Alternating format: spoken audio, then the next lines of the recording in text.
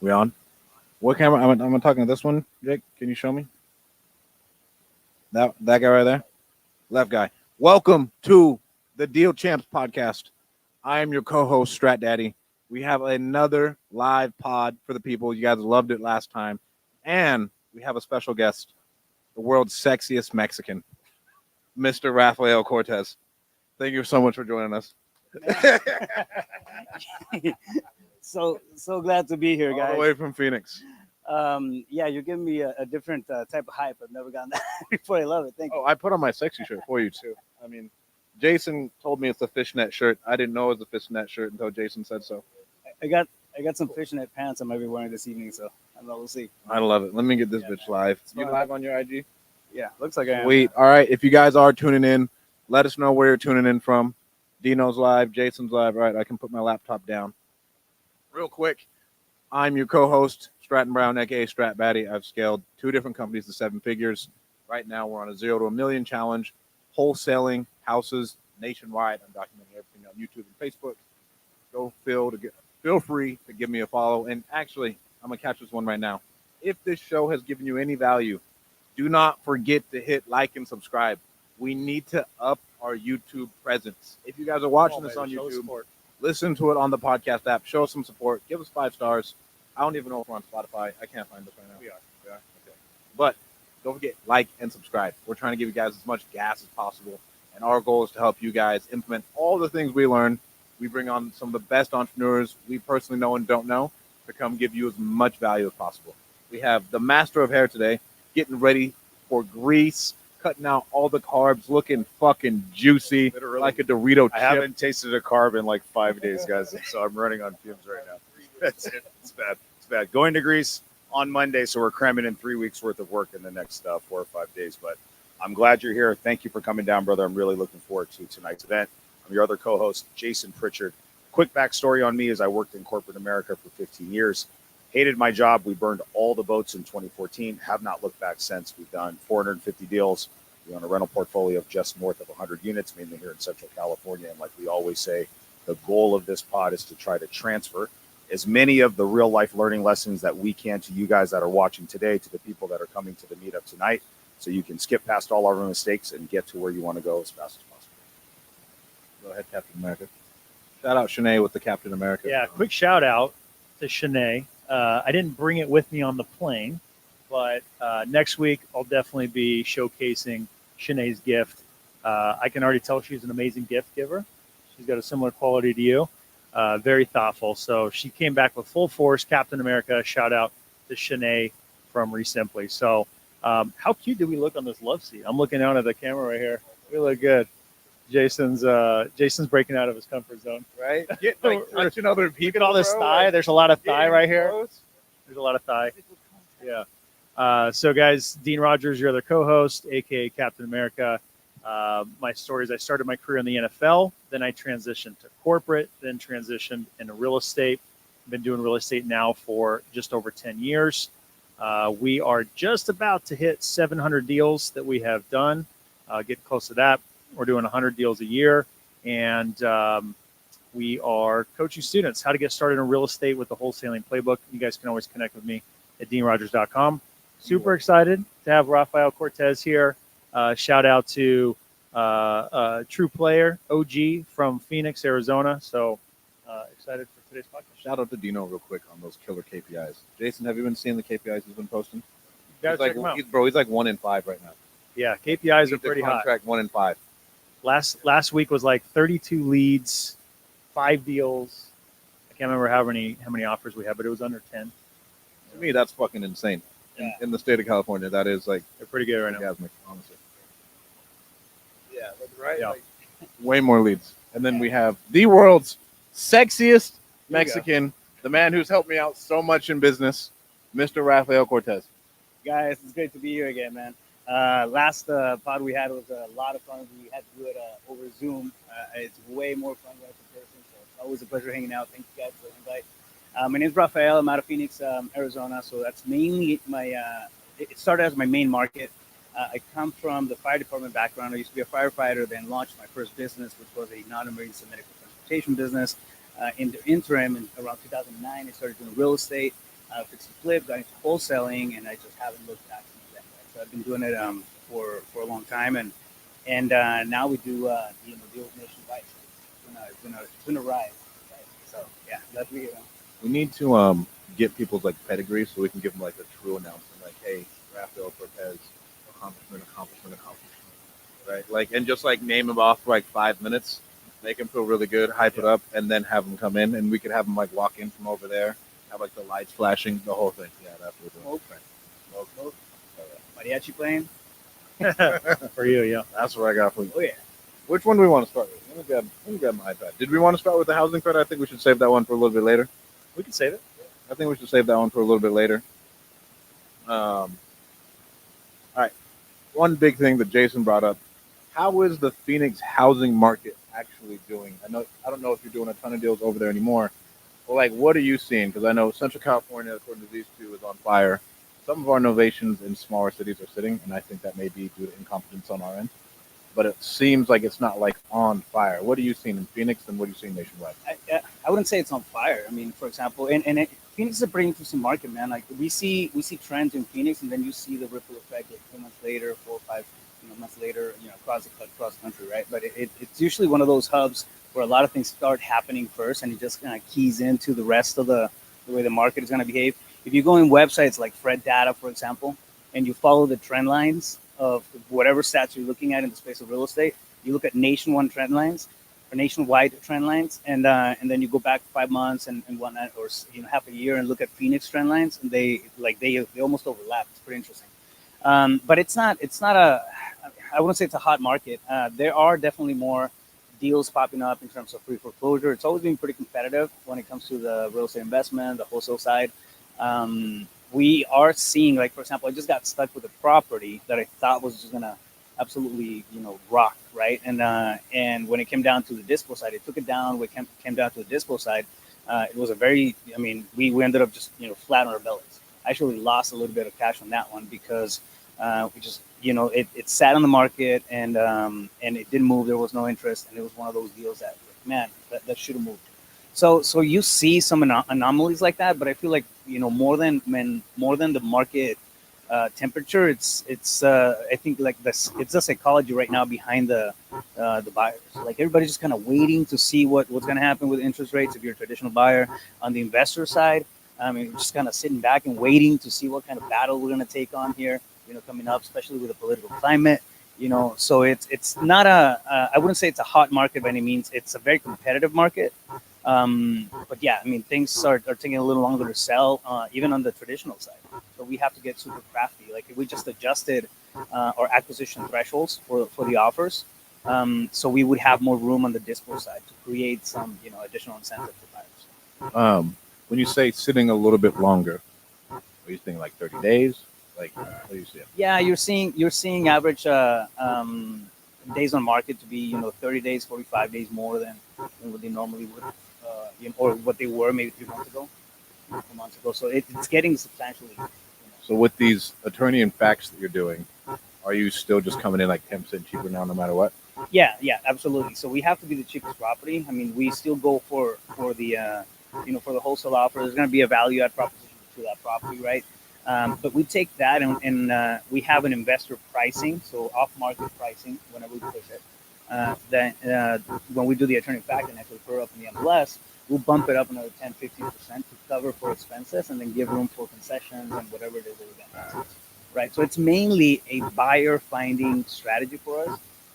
It usually yields, a little bit higher of a profit than the other, but it's. I mean, the main reason for it, and I mentioned this before the pod, it's. I mean, we have a handful of really good buyers that we've gotten in the past from sports stuff. So you build those relationships. Now you come back to real estate, and it's a different type of avatar too. You're gonna find a different type of buyer usually for the most part. You're not gonna have your high volume, fix and flipper normally. Go look for stuff in the MLS or talk to an agent. They usually go, direct to seller or to wholesaler. So I know Phoenix is a super competitive market, like you said. Is it an absolute bloodbath when it comes to trying to find leads? Is it just extremely more difficult? Are you having to spend that much more money to try to get your leads and deals, or is the market so big there's enough room for everybody?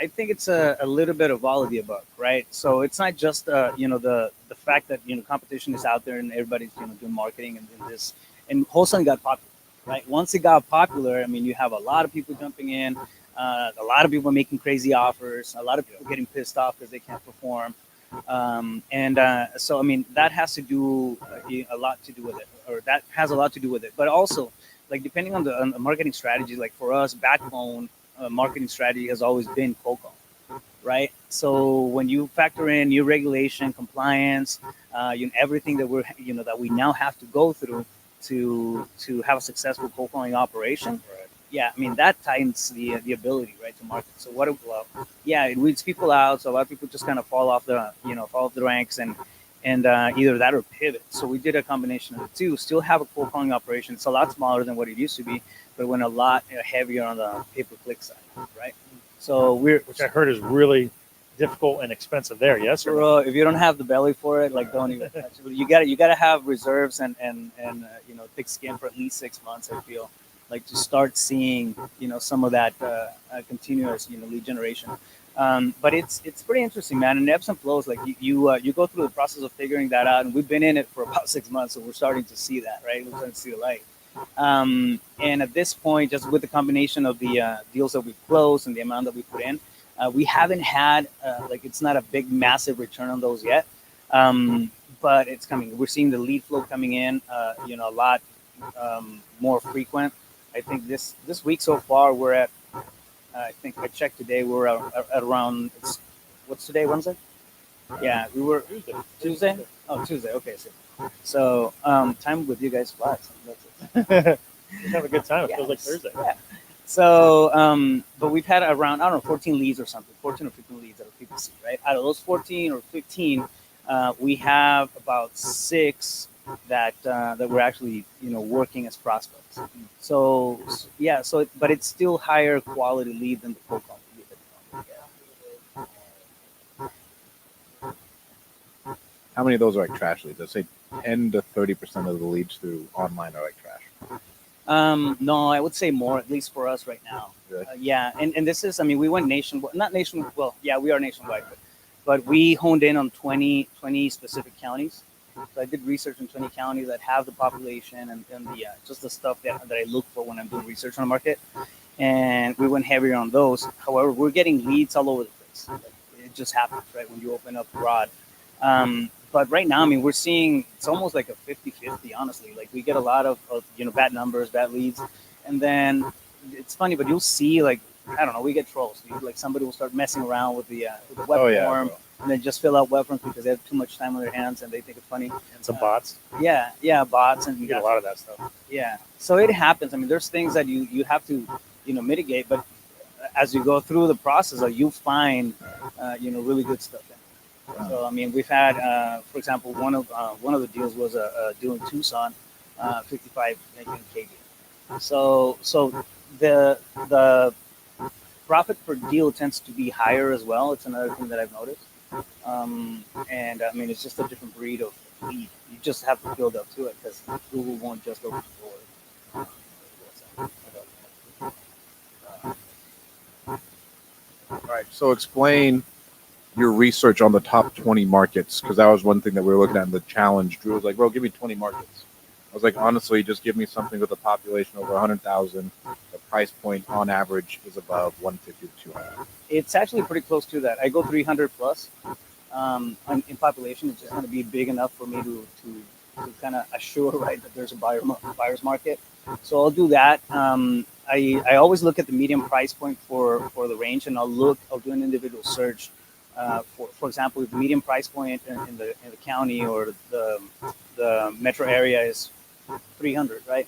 I think that's like the good size because like we've done 100,000 and below. Yeah. And when you're doing 10K assignments, yeah, they reduce down to 5 to 2,000 very, very fast. The amount of work, dude, it's still the same. You're still dealing with people's emotions. That people have to, be evicted. You still have to go through probate. You still have to go through all that, stuff that we go through on bigger deals as well. It's just your target area, right? Is like the price points are going to be lower.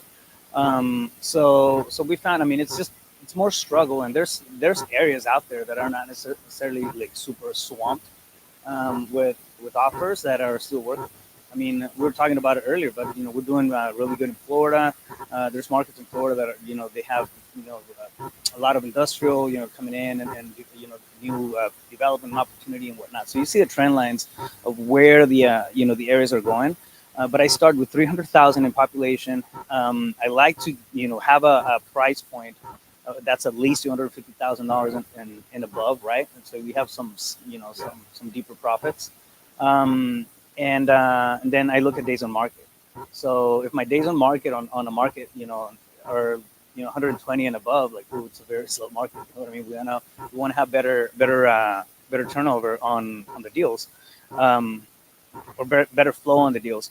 So there's a couple of things that I look at, and going through that, I don't get too crazy on it. It's basically like analysis paralysis is going to kick in too. Like if you start looking at all the little details on the market, you're not going to be able to figure it out until you're in it, right? So okay, this looks decent. It has the top 3, 4, 5 criteria that I'm looking for. Go to town on it. Drop a marketing campaign. Another one thing that's easy to do is to drop a cold calling campaign in markets like that to just kind of test it out before you dump a bunch of money on PPC. So yeah, but I mean that's what I've done. I identified 20 markets that I do business in primarily, or market 2, but we still get a whole bunch of deals outside of that. So it just kind of feeds the entire. So Jason and I are in Central California market. That's where our core business is. Yeah. Stratton's doing the $1 million challenge. Bam. Doing it nationwide, right? You're doing nationwide and target select markets, Phoenix being your backyard. What are you seeing in terms of the competition? Because we all preach there's enough deals for everybody, right? And potentially, I don't know, you'll have to tell me if in your market it's so saturated with that there isn't enough deals for everybody, or what you're seeing across the nation in these other markets. Is it collaborative? Do people like to work together and they're open to collaborating and working, or are they throwing elbows, playing dirty, and it's I think first one to the top wins? Collaboration really, like at least in our vertical, man, it's a blue ocean.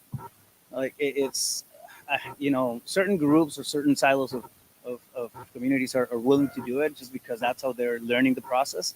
But I mean, you still see a lot of snakiness out there, especially like one of our methods for lead generation is door knocking, believe it or not. It's actually last year it was our biggest source of deals. We did 88 deals from door knocking alone. But no, like all those deals were in Phoenix, so our market. So I mean, we were just going to town on it. It's rough, it's brutal. Like it's not just for the people doing the door knocking, right, or team out there, but the deals tend to be messier because we're going after pre-foreclosures and stuff like that. So the space for opportunity is there if you're willing to put in the work, right? There's easier ways of doing it. Like if you go down the PPC route and you're okay dealing with that delayed gratification, it's gonna build up. But anyways, last year we were doing we're still doing it. We're still doing it. Actually, we're doing in Jacksonville as well. We're doing door knocking. We have a door knocking team over there, and we have a couple of guys in Indianapolis and Texas as well. So those are not full blown big heavy teams, but they're getting the wheels going, and we'll generate deals off of that. But like in that particular marketing avenue, right? There you see a lot of it's like cutthroat. Yeah. Door knocking specifically. Savage. Yeah. Door knocking.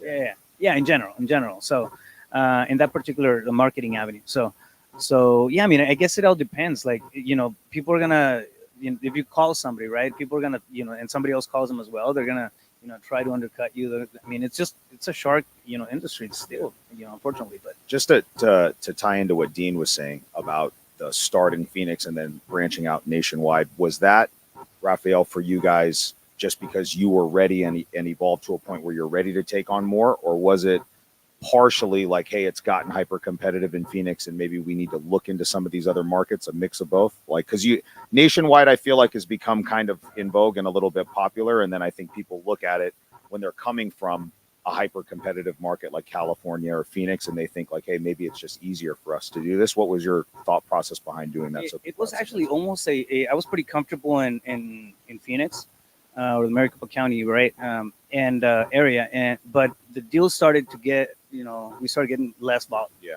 Right. Okay. Yeah, it's competitive. And we did really good there, but it was, like I said, it was brutal. It was like, there's got to be an easier way. So we started doing some training and coaching on that particular vertical, which is door knocking. Looked at different areas. We ended up having boots on the ground in Florida, right? So it was, all right, let's give it a shot in Florida. So it just kind of became one of those things that it was a window of opportunity, right? That kind of fell into place. Like, we have the resources. Let me figure this out, create the SOPs, see how we can manage this thing and keep it accountable, and rolled it out. The guy turned out to be a beast. So he started logging a whole bunch of stuff. He was like, oh, I'm liking this. And we got heavier into that market. And then, because we're already in there, we started doing, cold calling. We started adding the other bolt-on strategies. So doing that there just kind of, gave us insight as to, okay, this is how we can roll it out in different markets and go about it. You still have to have a reliable, like, boots on the ground type of crew, right, to run it. But aside from that, like, the next thing that comes close that's scalable and I feel as effective is PPC. So that's kind of like the pivot that I've taken over the last 6 months or so. I've gotten a few questions coming in my chat about the door knocking. Is there a high level, maybe surface level, that you can give? Is it just notice of defaults, or is it only notice of trustee sales where the auction is closer? Are you just getting the homeowner's information, capturing it, putting it in your system, and then putting them through a normal sales process? Or is it a little bit different from like how you guys approach those leads versus maybe like a PPC lead? Yeah, so we've actually had internal. We built software for that specifically. But the biggest thing is going to be figuring out how to get the data first. Like, when we go to PropStream or any of the data providers, like, they're delayed. Yep. You have a 9-day delay, 12-day delay. Some areas, I mean, you have they'll be posted on, for example, the county website, and the data is not exported soon enough because they're not on websites. They're you have to call in, and it gets more difficult, and people don't do that legwork. But for us, what's been effective is having the information right out of the gate. Like, for example, we dialed that process in Maricopa County, and literally, like, we'll have people out there on the road, right? Like, we have drivers. They already set up their schedule from the night before, and they're going through it. They're going through our software, and as the notices are getting posted, the drivers are getting notified. Wow. So it's real time. It's about as fast as you can get on it, right? A lot of times, the crazy thing is that you show up to somebody's door, and they don't know about it yet. Wow. So when you bring, and everybody else that's using PropRadar or PropStream is a week to 10 days behind you. Yeah, exactly. So people will come in, later at that point. You get a lot of pushback from sellers or homeowners that you're showing up at the door, they're surprised. Oh, I'm sure. This is They don't even really know about it. I mean, sure, they probably expecting it because they haven't made a payment, right? Yeah. But what are some of the most common objections that you guys get, and why doors are getting slammed in the face, or why you're able to keep that door open and overcome it? Well, you're always gonna have pushback, right? It's an uncomfortable conversation. They don't know you. You're a stranger there, talking, telling them that they haven't made the payment. So it's not for the faint of heart. But one of the things that we do, for example, is that we'll pull in a lot of these counties. You can pull the actual PDF of the document. Yeah. And if they start, for example, pushing back, no, it's not me. It's okay, I'm sorry. Then there must be a misunderstanding, because I'm looking at, this is coming from the county. Yeah. This is the document that was filed. You're Mrs. John Doe, right? Yeah. Or Jane Doe. Yeah. And like, correct. Oh, your lender is, Wells Fargo, right? Or whatever, right? It's on there. I can send this to you if you want it. I mean, you'll probably get it on the mail if you haven't, gotten it yet. But it's, at that point, it's not you trying to convince them. It's like, this is just the information that we have, right? And then it's not about, trying to, like, get them into a tight corner, or being, make them feel uncomfortable or anything like that. It's like, we legit, like, give them ways of coming out of that, winning on the other side. Approach of help. Hey, listen, not that we want to get into this, consultative basis with them or anything like that. But listen, talk to we'll tell them, like, figure it out. Have you had a conversation with your lender yet? Like, no, okay, so make sure you talk to the lender. They're gonna have some questions for you. They're gonna, there's gonna be maybe certain things that they can do, and try to educate them as much as possible. Right at that point, it's not it's not a consulting session or anything like that, but it's a route for somebody when they have absolutely no idea what to do. I mean, people are freaking out at that point. Why not consulting? Liability. Like, Yeah. you're just like, hey, no, if I tell someone the wrong thing. And then Yeah, exactly. Well, and like anything else, right? We're not like, for example, we will not present ourselves as foreclosure experts. We're not, even though we've done hundreds and hundreds, and at this point, thousands of deals like that, combined between my partners and I. It's like, we don't want to bring that to yeah. So we will give them direction on, as to, okay, contact your lender, talk to this person, right? If, again, as we're going through this process of the options that they may have, right? We include ours, right? If, it comes to worse, keep me as a plan B. Yep. And you can cash out your equity. We do, this is how we operate, and then, make the offer and whatnot. So you have that conversation in there, but you become almost like a support, person for that for that seller. And I mean, a lot of times they're gonna try 1,000 things, and I kid you not, man. They called. I mean, we had an ops meeting this morning, and on the one of the sellers or leads called yesterday, because their house was going to foreclosure this morning at 10. Yeah. Right. So I mean, that kind of stuff. It's pretty hard to stop. Unless we come in and then we actually, All the stars have to align to stop. yeah, something. private money and whatnot. So at that point, we have to rerun numbers, and everybody goes on, high alert and all hands on deck and stuff like that.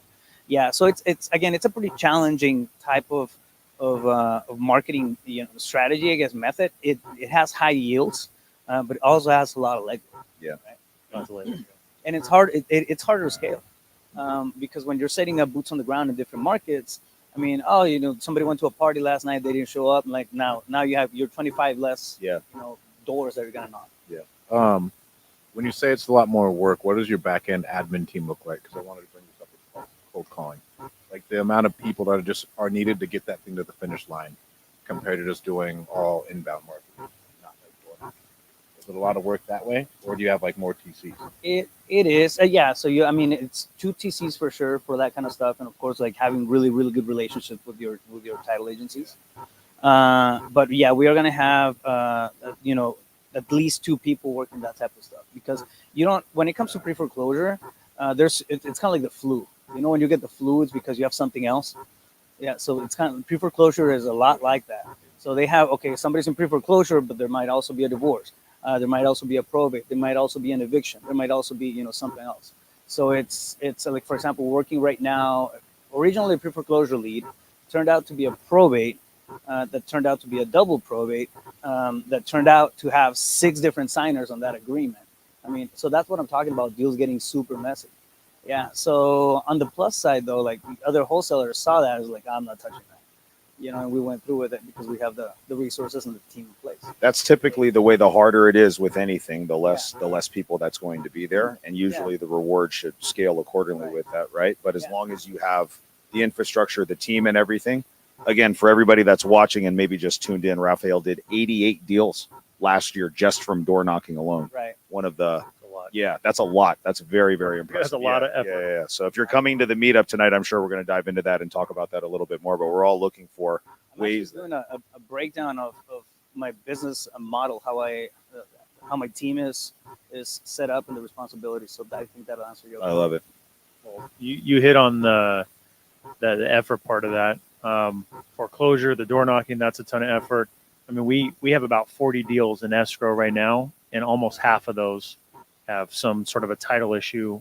Most of them around probate, or siblings not agreeing, like all these different things that you're going to see. So I can imagine that wrapped around the foreclosure situation too creates a lot higher intensity, because now there's a ticking time bomb you're dealing with as well, having to overcome. So that's tough. Yeah, 100%. I want to talk about pivoting away from cold calling. I used to be like the cold calling guy. And then now, after thinking about it, cold calling has gotten so hard because of all the regulations and everything else. All of the team you need to have in place to to abide by the whatever laws are in place, to manage the people, to hire the new people who quit, to like all that other stuff. Even though you may be getting a less cost per lead, less cost per deal, the amount of time and effort that goes into that, you'll save money on just the operational side on the back end if you just spend the money on inbound leads. It's like where I've come to as far as like having to handle all the back end and then now seeing what the other side looks like on Nick Perry's side. Nick's like, bro, I just get leads and then we work the leads and I don't have to worry about all of that management on the back end. And it really is so much easier, at least on my end. Yeah, no, I think that's exactly how it works. Again, you have, I mean, there's a big difference, right? When we're reaching out to somebody at a time of distress, which is what we're, trying to do originally. But when somebody's reaching out to you, you don't have to, you don't have to open up any doors. You don't have to, like, they're coming to you with a problem, right? Because they know you have a solution somehow, some way. So then it becomes just a matter of alignment. But then what happens is when somebody's coming to you, for the most part, they're going to be willing to, they're part of your team. The seller is part of your team. They're willing to cooperate. They're willing to, if they need paperwork or signatures or whatever, like the pain is big enough. They decide Not having to overcome the "Are you interested?" Yeah. question at nearly as much. I mean, from time to time, you probably still will too. So you just got the sweet, sweet taste of pay per lead with your challenge you're going through, and you used to be all cold calling. So, and it sounds like, Rafael, you have been in the past heavy cold calling. I know Jason's done lots of cold calling, still does. How big is your cold calling operation now? No, I dialed it back. Right now we have three cold callers, so it's not a big team at all. And it's very niched out lists. For example, one of the lists that I'm hitting that we're having good results with is the AI list through Really Flow. Yeah. Yeah, that's working good. Yeah, so I mean, it's a pretty good list that we're going through. So you can if you haven't seen that out there, but you can actually like it has a scoring system. We go 500 plus on the probability of sale. So that's on the wholesale. Anyway, so that's one of the lists, right? And we're going through that, and we'll deploy that in different markets. And then the door knocking stuff is, I mean, that's so we have different avenues of leads that are coming in. But yeah, cold calling definitely got a lot smaller. Yeah, my team used to be way bigger. With that, how have you seen like Really Flow versus like Audantic, 80/20, Investor Machine? Because like we had our best results for our clients when we were doing it would be with like Investor Machine or 80/20 was like the best results with cold calling, and then whatever niche stuff you could pull from like the county. Yeah. But then as soon as you went bigger, it just the life cycle of that lead takes really, really long. So like with Really Flow and what that is, it even worth it to go spend $60,000 on Audantic when Really Flow's AI data is still solid? I haven't done that with Audantic, so I mean I couldn't really speak to it. What I've done is I've done a lot of lead stacking, and in the markets that I'm in. I mean, at this point, I own the markets or the data, right, for all the markets. So if anything, I'll skip trace it, every couple of years. But what I do is I'll stack. I'll create different buckets per se, right? So I'll have a stack of absentee owner, lists, and then I'll have a separate stack of tax delinquent and code violations, and I have different stacks. And as I'm going through this, I mean, I use Batch Lead Stacker for just filtering it out and put it all together. So I what I did is I would put together buckets, and the way that I was uploading was just a little different. And I would look at which ones I would start at 6+ filters. So I would pull a list of 20,000 people that have 6 or more pain points of all the buckets that I created, right? So I mean that to me was working well. It's what I was doing for data before the AI stuff. But yeah, I mean I think that works. I think the the way that they have it set up, it's pretty interesting. I'm not sure exactly what they're doing on the back end, as far as the scoring system.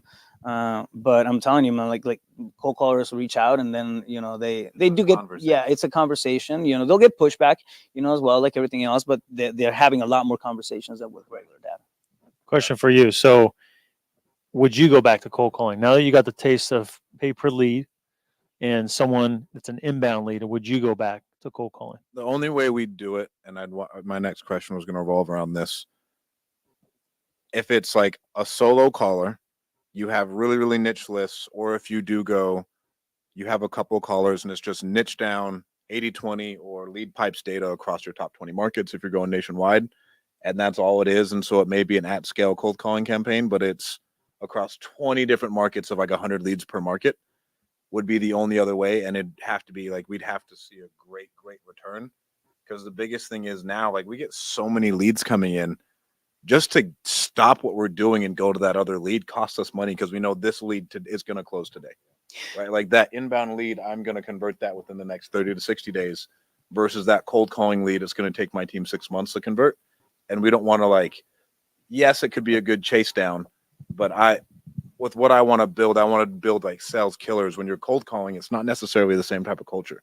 Like with us, bro, it's like get them on the phone, talk to them for 30 minutes to an hour. Let's get a contract signed within the next 30 minutes of that. Like right. That's different. It's completely different than like, hey, Sally, I know we talked like a month ago. How's everything been going? Has anything changed? Have you talked to your brother-in-law's sister about possibly selling the house yet? Because you know it's a deal. You know they're gonna fucking sell the house. You've already gotten the numbers, the condition, and then it's just kicking that can down the road. I think it's just a different. It's like, what type of business do you want to build? Let me I want to I just want to make an observation, right? Like, it's important to think about exactly what part of your state or what stage of business you're in, right? Yeah, where If you're you're at. yeah, where you at in your business and developing your business and building your business. I highly, highly, highly encourage anybody who's getting started in our space to cold call, to pick up the phone, if they're not door knocking, right? Door knock first, if not, cold call. Why? Because you're generating leads at that point. You're having conversations, and three, it's building that thicker skin. It's giving you the reps your that we skills. need to have, right? And I've seen it 1,000 times where people have, oh, I have $15,000, $20,000. I'm gonna, take the shortcut. I'm gonna pay for, or even, burn through just, PPL type of stuff, paper lead type, and they'll get, decent stuff that could have been closed, but they don't have the skill set to close it yet because they haven't had enough conversations. So it's important to understand, like, we're all at different stages in the business. I mean, we're 20 plus deals on a regular basis, and it's just different than when somebody's getting, kicking it off and getting started. You have to go through that trench work. And I think that's just important to understand and to put out there, right? It's not, do not get confused, and about, okay, listen, I'm gonna just roll all this out. Like, there's a reason to the madness when it comes to, I feel like, to the order of things when it comes to the marketing and how we get the leads in. Let me just piggyback. I'll piggyback on what Rafael said. I couldn't agree with you anymore. I'm juiced when you say that, dude, because I hear so many people that come to me, and mail is what works best for us. Mail by far is our number one channel, right? But mail is expensive. We all know that. The leads tend to be higher, but if you've never talked to a seller before, you've never gone through the interaction, you've never sat in a living room and made an offer or tried to do an offer virtually, you don't want the very first time that you're doing that to be with a lead that's actually high on the motivation scale and ready to close, dude, because even if it's a lead that's a laydown, you're probably going to screw it up anyways. Do you know what I'm saying? Without doing that work. So it's like, it's more cost effective. You put the reps in, you build the skill gap that's there for most people at the beginning. And then when those closable leads do show up, you've actually done some of the work to get you more prepared. So I love it. Couldn't agree more. Yeah, I would say we would go back, but it'd have to be very, very niche down. We would go back, but it'd have to be very, very niche down. What I had a ton more. There's evolution to. I think that's such a great point because you have to go through the evolution. You can't skip all those steps of the skill building and the muscle memory and just getting the repetitions to know what a deal looks like and feels like. Yeah. Because to just go out and try to go after deals that are supposed to be easier, they're not going to be easier, right? There are people that their motivation is aligning probably more closer to sell now. Right. And that's why the people who are more experienced are paying for that now, right? So I think that's why I tell all my students, I was like, dude, go out there and start networking, talking to people, network, go find deals in your network first, because you're going to be talking to other people that are at different skill levels. You're going to be talking to people that understand what you're doing and what you're looking for. And don't go out there and spend a ton of money right out the gate. But if you have some experience, then there are some quicker ways to get more consistent deals, which is always interesting, right? For us, we thrive in trying to learn, right? What are the ways that we can improve and shortcut and start to get the results we're wanting, and usually it's just small little tweaks. Yeah. Once you get past creating consistency in your business, having the skills to close those deals. Well, I have another thing for you, and I got this from Rafael. Rafael has taught me the most about business out of people I know, as far as how to think of it as an organization and as like a machine, right? That's like what I've learned a lot from Rafael. The one reason I would tell you to cold call and hire on cold callers, when we staff up cold callers for people, it's usually people doing 1 to 2 deals a month. And I tell them not to go through a service. I tell them if they're doing it on their own, get used to leading a team every day and hiring and firing and holding people accountable to certain metrics and knowing how to do that. And that way you're not doing that with $5,000 a month employees. You're doing it with, hey, this person cost me $900 a month. I know how to go. I know how to hire. I know how to interview. I can spot all the red flags. I can build, because building call magicians is what gave me all those skills to be able to go out there and do that consistently. And like, I'm not worried if I have to go hire on someone else. I know how to hire. I know how to lead teams at a high level. I know how to manage sales teams. And I would have not gotten that unless I had like internal cold callers and doing it that way. And I think that is huge for people. If you are at that kind of brink and you're thinking about it, it'll help you out immensely. And it doesn't have to be forever, but get used to doing it. Because if you want to grow in business, you got to be able to lead. You got to mitigate your risk financially at the beginning a little bit, dude. And you can't, I think it is irresponsible if you got 15, 20 grand, like in the example that you're saying. It just does not make sense to jump in without all of these other puzzle pieces there. Cause like you're launching your boat, it's full of leaks and you just don't even know where those leaks are. So you're just going to start taking on water immediately and it's going to turn into craziness right out of the gate. Yeah, and then I think one of the scariest things that happens too is like it'll hit us at a psychological level. I know it hits students at a psychological level. Then it's that, self-worth kicks in, all those internal conversations. I'm not built for this. This sucks. This is, I'm not good enough, because I don't know how to negotiate. I don't know how to, and I think it's a matter of putting in the reps. It's hard to put in the reps, when you're getting, the selected laid down leads and you don't have that, that tenacity yet. Yeah. It's believe it or not, man, it's a skill that we have to fine tune as we go through it. I got more. Ooh. All right. So what is the best way to use AI to automate your business and create SOPs today? I mean, you're the only man I know who's taught himself how to code to make his business easier. Well, I mean, and you're a huge tech guy, even though you say you're not. Yeah, I mean, I geek out on that. I'm lazy, dude. I like to be, I like to create stuff that's gonna do the repeated work for me. But no, I think I haven't rolled out, AI too much in the business. I mean, the stuff that I've been doing is I've been doing it for a while, and I mean, it's worked. One thing that I would recommend in terms of when ops and processes and SOPs and all that is document everything that you're doing in your business. So it doesn't matter if you have a coach and they give you the blueprint. Your operation is going to be it's almost like an individual, right? Like it's going to be individual to a lot of like the nuisances of how things are done. You're going to get frameworks from people, but your operation is different than mine. Your operation is different than mine. Even though we're in the same vertical, we do a lot of stuff. We're always talking about like, hey, what's working for you? Because we have different ways of growing the business. Now, when you're doing stuff, anything that's new in your business, record it, get loom.com. So good. It's like $10 a month. It's stupid. They should charge more. I hope they're not listening. But it's a really good, it's a screen capture type of software. But you're recording, for example, right? You record even a training when you're training somebody to file a memorandum or send out a contract, that kind of stuff. Everything that you're doing in the business, even if you're a solopreneur, just do it with the thought that I'm going to plug in somebody into this role tomorrow, and they need to know what to do. I don't want to do it again. Right. Now, when you go through Loom, one thing that they just added, it's fairly recent. They have a create a document AI feature in there. Right. So they combine. Oh, that's so sexy. Will it do it because I know I can use ChatGPT now to make me like a flow chart too. Like, hey, flow this out for me. Will it do that for you? No, I'm not sure. I haven't used it for that. For that, I use Lucid Charts, and I just map out my own So stuff. it'll make you a Lucid chart with ChatGPT now. It's super sexy. And Yeah. you post it in the Lucid chart. I'm gonna try it out. I'm gonna try it out. Um, and um, And okay, so you have the create a document one, and then you have SOP tab, and then you have a step by step thing. So literally, like I'll take a VA, I'll take my transaction coordinator, for example, and I'll walk her through a process.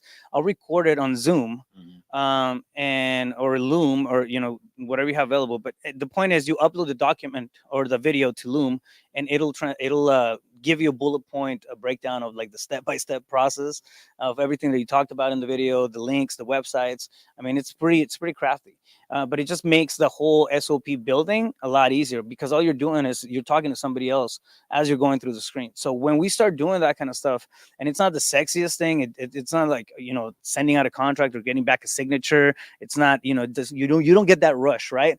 But it's the thing that builds the freedom. You know what's sexy? Getting deals locked up when you're at the beach, Yeah. and and contracts are coming in. It's like, oh, cool, we got EMD. Oh, awesome, we just recorded.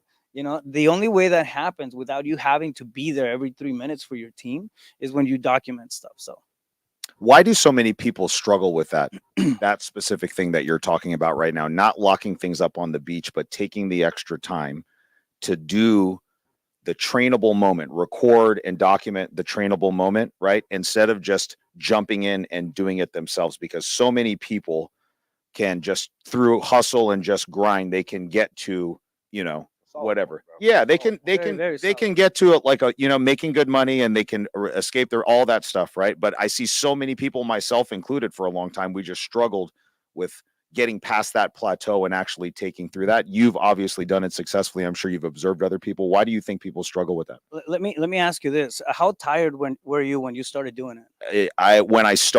When I got ready to actually make the change, I was exhausted, dude. I was exhausted. Yeah, Exactly. I was So- like, this just can't go on anymore because Yeah, I don't I'm gonna my die. head don't have any more work capacity to do all Yeah, this. yeah. So I feel it becomes one of those things. I mean, we're building this ball. I mean, we have this ball of wax and we're shaping it as we go. Right. Our business is our baby. I mean, there comes a point where it's feeding your family, it's feeding the family of your employees. So it's hard to let go of that. I mean, in my perspective, it's hard to let go of that responsibility. So we micromanage, right? We have this this good either way we put it or any way we put it, we're going to have control issues when it comes to releasing, Yeah. the lifeline of the business. If it's the lead generation, if it's hiring a new acquisition, if did you run the comps right? Did you do that? And even when we hire somebody, a lot of times we step in, we don't let them perform, and we'll create crutches for them. I can tell you, I can pinpoint the date when I said, you know what, dude, it's systems. I'm going down the systems route. I got burned out. Mid 20s, 28, 20, well, not being 20, but 27, 28 years old. I got burned out. I was exhausted. I was dead tired. I was pissed off to go to work. I didn't even want to walk in the office. No smiles on my face. I mean, it was just like, and I look at myself. It's like, man, this is not me. This is like, what's going on? I just have so much, so many things I got to do, so many things, which is bullshit because I had a bunch of people behind me, right? I was getting in their way. I think that's what holds back most people Yeah. from growth and getting to where they wanted to go from the very beginning anyways. Yeah. Right? We all start our business because we want to have freedom. Yeah. We want to have more in life. And we end up creating an environment that's actually worse than you were in before sometimes, right? And we kind of trap ourselves, and the way to get out of that trap, and at least it was for myself, was to create the systems to become a better leader, right, and have better training in place. And I know you are obsessed with those things.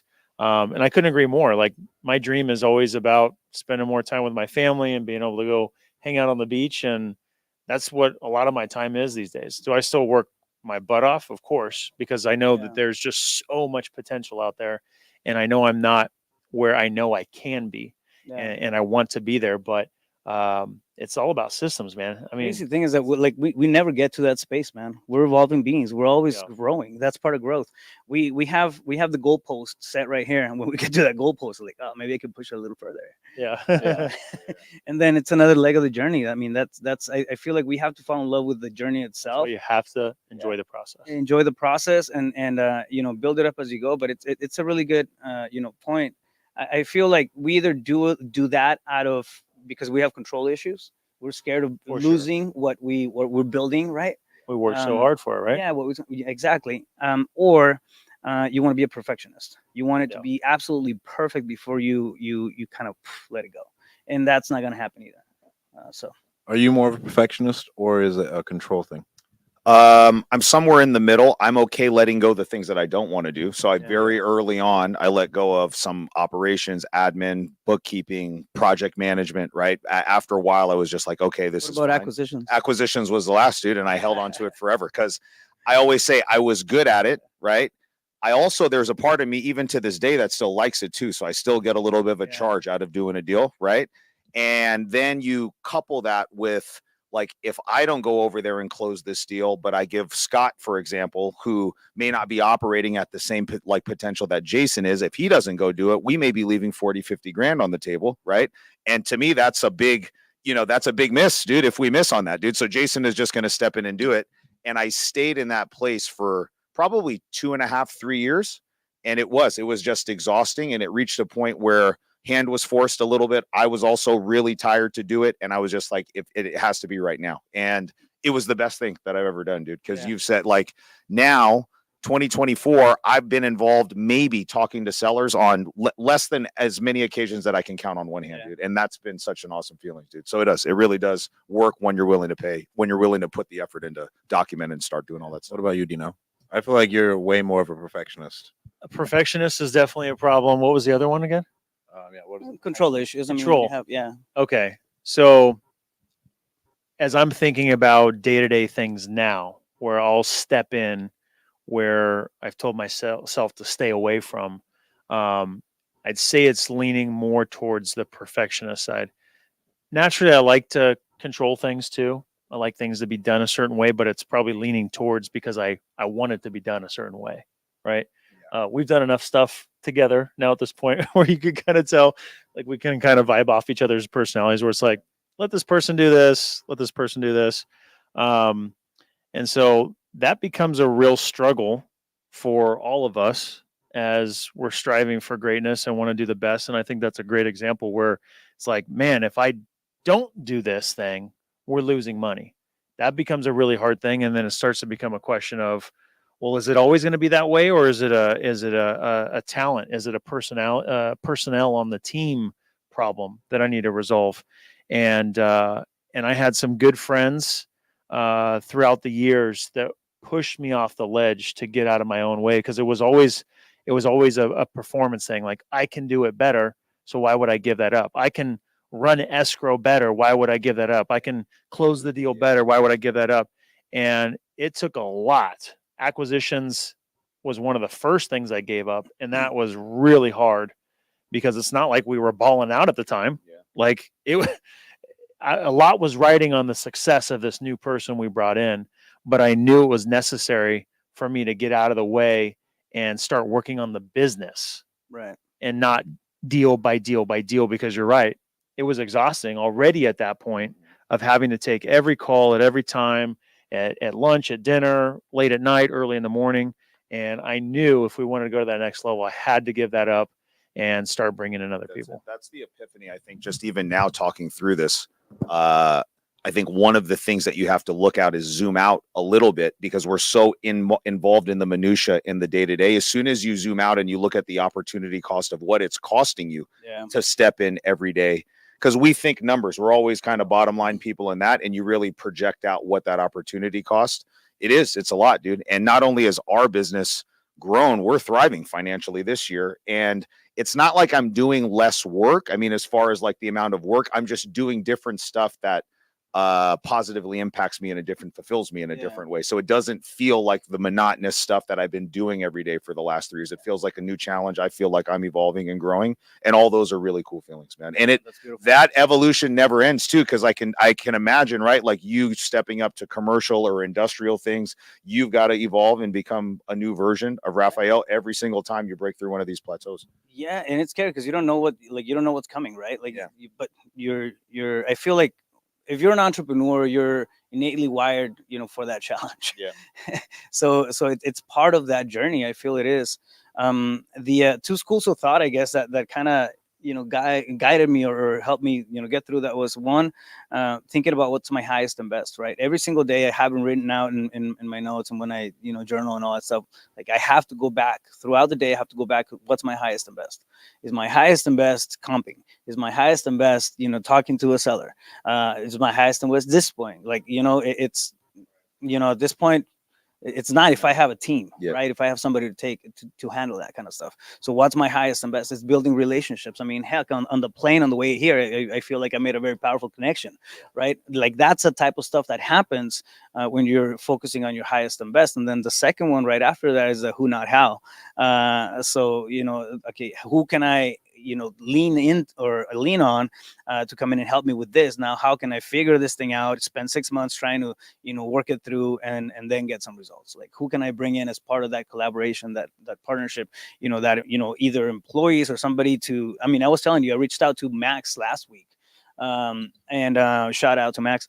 And hey, dude, can you do me a favor? I mean, like I'm calling in a favor. Like, can you come in and then just sit down with my acquisitions team and walk us through your process? I mean, he has a different process than I do, so I want him to have different perspectives, right? But as opposed to me learning the entire damn thing, and changing my entire way of closing, can I just bring the guy that already knows it?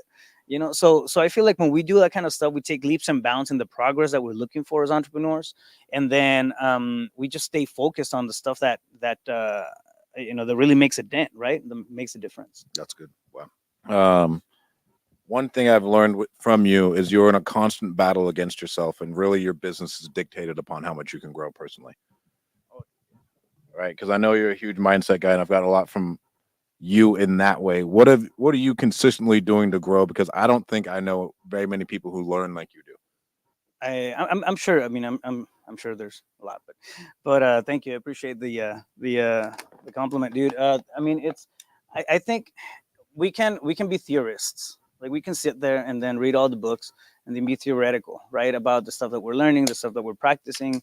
How to. But once you get your ass in hot water per se, and you actually move towards a goal, you move to that next challenge, you move outside of whatever your comfort zone is into new spaces.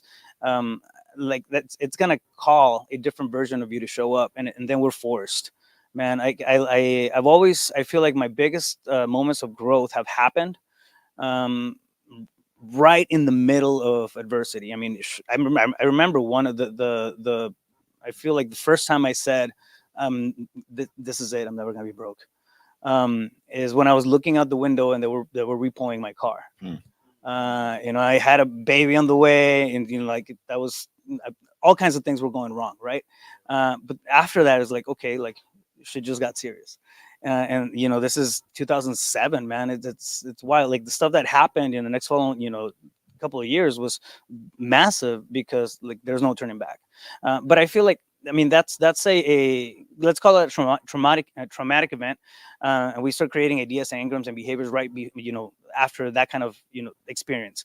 But when you're able to do it because okay, it's time for me to grow, right, and then just kind of put yourself out of that comfort zone. I mean, I feel like that's the most powerful type of people, because that, okay, cool, I've grown in this area. I wonder what else. And you stay curious about life. You stay curious about the possibilities. You stay curious about, the potential of who else can you impact, or how else can you move forward and just make a bigger dent, right? I mean, what else are we here for? And I feel like when you actively do it and actually take action doing that kind of stuff, that's when you force yourself to apply all that shit that we read about, to apply all that stuff that we get in meditation. And that's really what creates a catalyst. That's what creates the change. Then what, like the only thing to do after that is keep learning, because now you got to figure shit out. Yeah, exactly, bro. I'm a big believer in flying first class and putting yourself in very good environments that will is the word serendipity, like create opportunity for you. Yeah. Right. If you put yourself in money environments, you go to masterminds, you fly first class, you stay at the nice hotel, you go to charity events, whatever it is, you are going to put yourself in rooms where deals get done and money's made. So just tell them about like your flight over here and like how that could be something big for you. You don't know how, and Yeah. deals don't just happen overnight because you met a person, your life changes, but things change over time. You can just bring in more opportunities for yourself. Well, first off, shout out to my boys because they put me in first class on the way in. So I practically, I mean, it was right there with the pilot, you know. So, but yeah, on the way in, I met this cool, really cool dude. His name is Victor. We were talking shop the entire time, but he came in, and you know how we have that whole, talk to the people around you mentality, right? He was on the phone and he was talking about VAs, and he was talking about a marketing campaign. He was talking about like man, this guy does real estate. He does digital marketing. It does something, but it's got to be in our vertical. Like we speak the same language. He's just in, I think he's just in a different town. That's all. So I asked him, like, do you run a VA company? Do you have? So we started chatting it up. Turns out the guy he hosts big events, and they do a lot. He's buying HVAC companies in town. It's in the home services, area, whatnot. So we ended up, just really, I mean, connecting, right? He has a couple of events coming up. I might end up, speaking at those events and introduce our vertical to theirs, right? Which is a really, really cool opportunity because it's a whole different group of people. It's still investors and people that want to create something, right? But I feel like we think everybody knows about the industry that we're in, but it's a very small world, man. It truly is. But yeah, if I wasn't, if I wasn't in that spot, actually, that you guys put me in that seat, today, I wouldn't have, had the conversation. The demographic, sitting next to me would have been different, right? And I try to do that too. Like when I fly, I try to fly first class and then get to the nice places. And I used to feel like it was a bougie thing. Like, no, it's like, nah, I don't need that. But it's not about that. It's not about, how expensive it is, or it's about, playing or having a seat at the right tables. You go to a nice restaurant, your conversation is going to be different. Even if you go to a nice bar, right? At a restaurant, you sit down, you're going to have a very different conversation than if you go to just a dive bar, right? And talk about sports. Like so that kind of stuff, man. I feel like we have to be intentional about the places that we want to plug ourselves into. But what you're bringing up right now is, I mean, it was a big stigma for me for a long time. Like, I'm not going to pay for masterminds. I'm not going to, no, like I can figure stuff out. And lo and behold, when I started doing that kind of stuff is when I started having great conversations. The only reason I know you guys is because that type of event. Yeah. So yeah, I mean, pay to play. Yeah, stop messing around. All right. I got some more. We'll move into these daily topics. Phoenix market, your top strategies. We already went over that. Driving for dollars, went over that. Jeez. All right, let's cover this Kamala Harris thing. Let's go. Close up the show with that. All right. We'll hop into this. All right. So Kamala Harris, what is it? Announced or proposed is the word I'm looking for. A $25,000 down payment assistance credit if she gets elected that she would try and put in place that would help the housing market and help people who couldn't afford houses. Number one, I personally think $25,000 is an enormous tax credit towards a down payment when someone could get an FHA loan and it's not going to be like a huge amount, right? So number one, I think it's just overkill, even if it is needed. And I mean, what's 3%? I'm trying not to do public math, because it never goes well. But I mean, off $1 million house, what's 3%? 30 grand? No.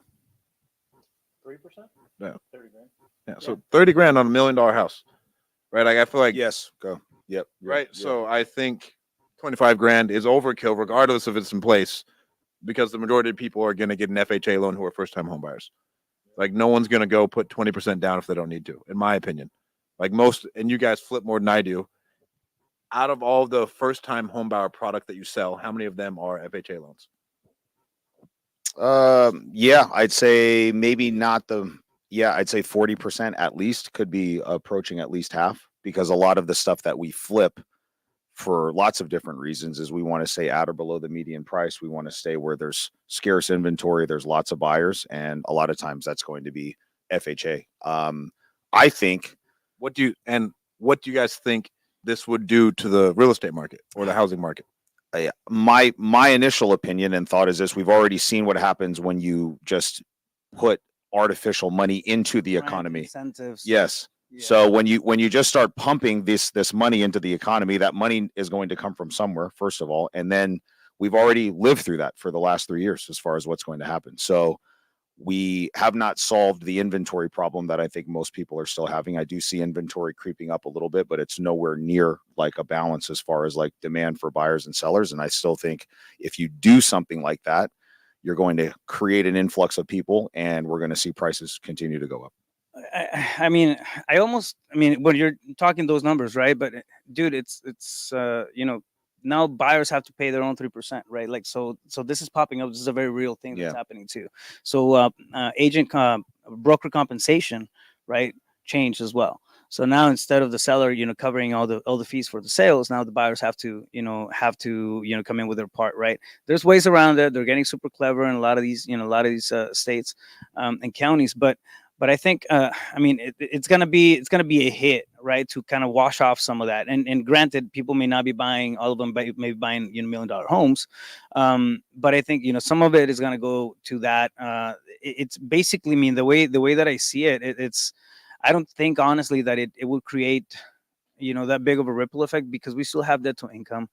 They still have to qualify for all these things. The rates haven't gone down. Who knows how far, they did go down a little bit, but not to where they're promising yet. So until all that stuff actually clicks, it's hard to peg it, right? But I think the basic stuff that's always been there, it's still going to be after that $25,000, which is total debt, which is, how much are you earning? And how much do you qualify for based on the debt to income, right? So, yeah. It's a consumer-based mentality. Really, it helps for instant gratification, I feel, but I don't think it would truly make a big dent. Inventory plays a big part of it too. So, yeah. So I think there's a lot to unpack here. If we try to unpack the whole picture here, and I dust off the economics degree I got in college. Oh, an American college degree. Ooh, yeah, got one of them. You killed it on Deadpool, by the way. Yeah. Did I do good? Thanks. Yeah. Everybody thought it was you, but no, it was Torch. So I think what's interesting about it is, I think the question that's good for us to ask and try to unpack as well is, why do you think she's proposing this? Do we think it's because she thinks it's going to stimulate the economy, that it's going to allow for home buyers to get into the market and that have been priced out? Now this is going to help? What do you think the reason is as to why she thinks this is a good idea? Honestly, I think that the reason behind it is it's what the reason for the wall and everything else is just votes. They're appealing to a certain demographic, right? A certain market, or a big part of the population too, like that's going to qualify for that incentive and that sort of thing. But at the end of the day, man, it's they're moving levers and just kind of playing the whole political game. I really don't think that it's I think it's gonna the long-term effect of something like that is gonna hurt a lot more than what it would help at the beginning. Again, it's pumping money into the economy. Where's it gonna come from? Where's it coming from? It's coming from us. We have right? trillions in deficit. Like, where's it gonna? We're already in a bad spot. Yeah. That's why I asked that question first before giving my response, because I think the reason why it's being done is relevant. I think it's just an optics thing. Yeah. I think it's just hey, let's feel good about something we're going to do to help out the people who are likely our voter demographic. She also said that we're going to be building 3 million homes. Where have they been the past 4 years, by the way? Yeah. If this is so important, why hasn't this been done? So I think it's interesting. I do think it's a vote thing. But what's the impact of it? Are we high supply or low supply right now? No, we're low supply. We're low supply. And demand is pretty high. I think demand has softened because the interest rates were risen, and that's why that was a result of trying to slow down the market, and slow down the price increases. So if we're bringing new money in, that's in theory free. That was a result. Let me go a step further back. That was a result of pumping money into the market. Yes, exactly. So we're doing let's the same put some more in, again. right? Yeah. And now there's a new wave of buyers that have been created who are armed with cash. We have the same supply amount, but demand is higher. What does that do to the prices? They go up more. So what are we doing here? We're doing something that's counterintuitive to the end result we're looking for. We're trying to help people get into the market, but the inventory that they're going after is now going to go up probably by $25,000 or more. And it's going to counteract what is trying to be done. But now we're going to be in a higher debt deficit, And I don't think it's going to help. You know, what's interesting is we're all real estate investors on here, and prices going up for us, like in the short term, necessarily isn't a bad thing. And I think we're all kind of cautious of like what happens with this, right? So it's like the people that in the very immediate, like interim after effect of this happening, that would see the biggest benefit in their businesses and in their pockets book are probably people like us that are bringing inventory to the market because now we're going to make more money and we're still cautious. And it's just a counterpoint to what you were saying about people still need to qualify. They've already done some of this experimenting in California in the recent years. Because they did in California, they called it, I think, the Dream for All Act. And they did 2 iterations of it. And do you know how fast that money went, where they gave away free money to cover down payment to stuff? I mean, it was less than probably 72 hours that they released the money and it was gone. I mean, it was so crazy because I'm connected with all the lenders out here and they're all saying, hey, we have all these buyers. And then 3 days later on Facebook, the money's gone. Right. So I think be careful what you ask for, I think is what we're all saying. Right. Yeah. You know, I think we got to be really, really cautious with stuff like that. And you're 100% right. This happens on both sides of when we get to election season. Everybody, whoever it is going to say something that's going to try to get the votes, dude. And then it's always is there actually going to be some real delivery of something like this and some meat on this when it comes time to, after this is over. So who knows? And I think from a deficit standpoint, I'm not even on board with like student loan forgiveness just for the fact like that's money that the government needs to take in to keep the deficit in check. If you forgive all these fucking student loans, bro, that's like one of our biggest assets, right? Like as far as on the balance sheet. So like I don't believe in it that way just because of the deficit. But I will say, and just like how Jason highlighted, there is huge opportunities from following government. What is the word I'm looking here? Yeah, like with the ERC program. One of my friends made hundreds of millions of dollars with the ERC program. The Tommy dude who we talked about, followed something that the government did. Saw, I was like, hey, how could I do this? Yeah, bam, bro. He sold the company for $200 million. A couple of years after that, right? So if you can identify the opportunity and you just pay attention to what's going on, our friends who do stuff with like HomeKey out here, that's still a government opportunity. Your friend who developed all of those units, right? There's all sorts of amazing opportunities if you can pay attention to like, hey, this is going to get passed.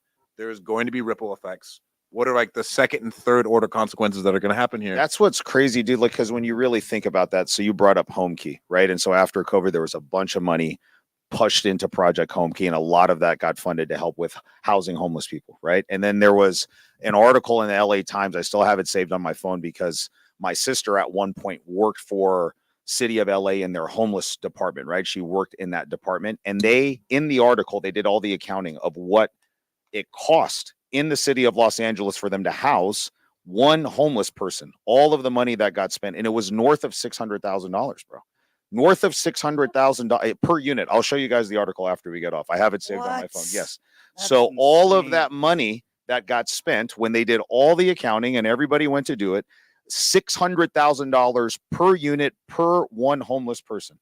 And I'm like, are these the people that we should be entrusting to like solve the real estate problems when it's costing that much? It just doesn't make any sense. And that's why I believe that a lot of times, I'm not a lot of times, most of the time, the government needs to be shrinked, and we need private entrepreneurs like us that are involved, like having some oversight on what's going on, right? Because people need to look at the bottom line and like what's being spent. When you look there's at that, nothing, it just doesn't make any sense. Because like if you look at one of the greatest companies that's ever came through, like all these investor studies, a company called Aerodyne.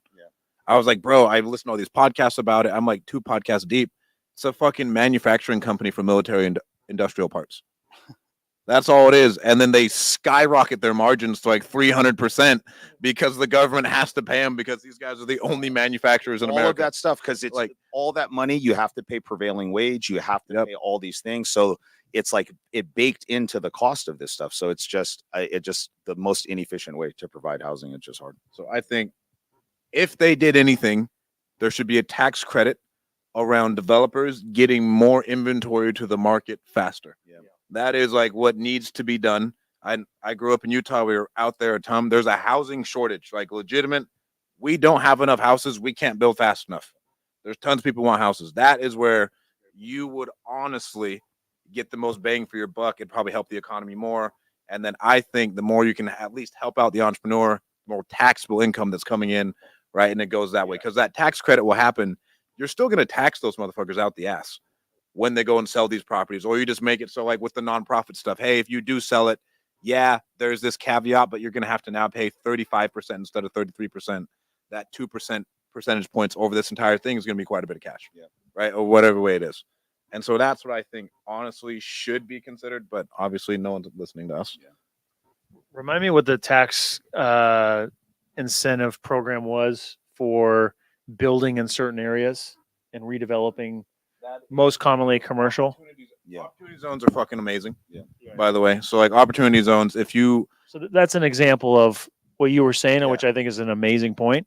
Rather than leaving it in the government's hand to give away 25,000 to each person, go incentivize the builders. Go incentivize the entrepreneurs who are probably going to care about the bottom line more and create more opportunity than leaving it up to the people who don't know what the hell they're doing. But the problem, and so the optics of that look like, and then we end up going in circles with this. It's like, oh, the rich guy's getting richer and this and that. But in reality, it is ultimately, it would never be not touched. so wasteful in spending $600,000 to house one person, right? And it just doesn't really make sense. But it's hard to get everybody to wrap their head around that and agree with that. So you got to find your lane and just stick with that, because there's some problems that we're not going to solve on our podcast today. Dude, that's my motto, man. I look at, okay, this is my bubble.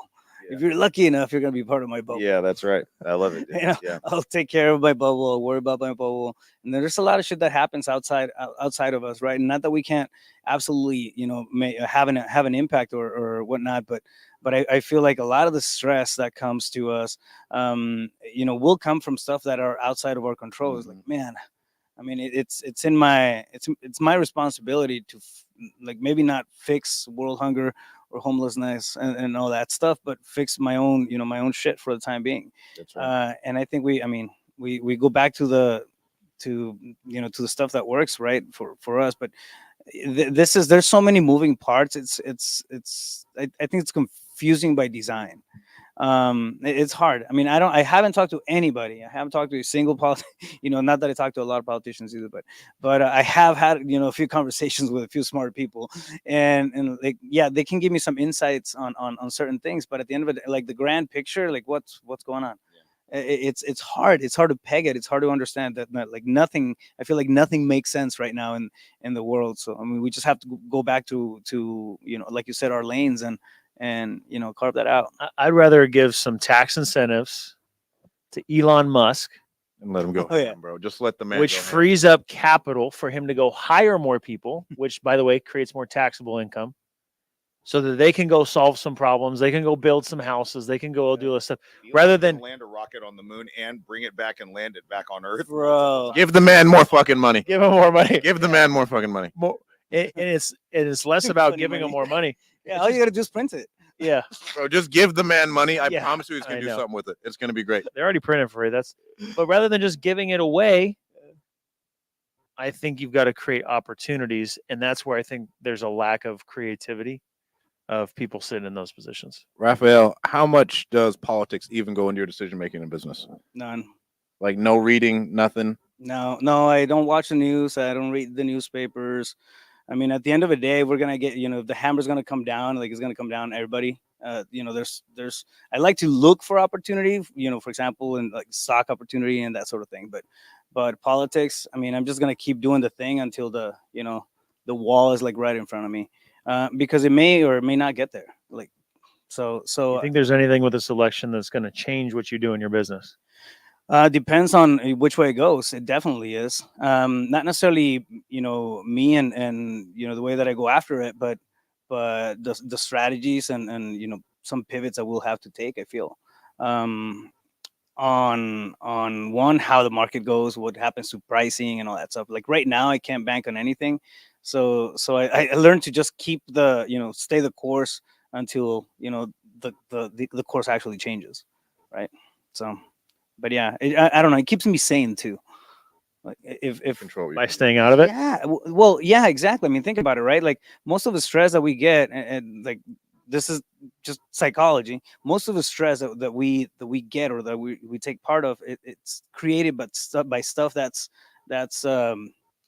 it's not even real. It's Outside just of our ideas. control. It's outside of our control. It's not even real. It hasn't happened yet. Yeah, that's true. And I mean, Marcus Aurelius that quote. feeds in. Yeah, it feeds into what we do on a daily basis, the energy that we bring to our team, our positivity on the opportunity and stuff that we see around us, and like it's too much, man. It's just like I like my mental health and and just paying a lot of attention to shit like that. It just doesn't make sense because I don't think anybody understands it.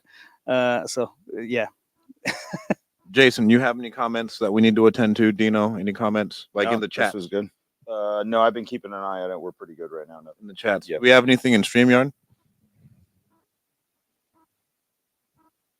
Somebody said supply side economic right there.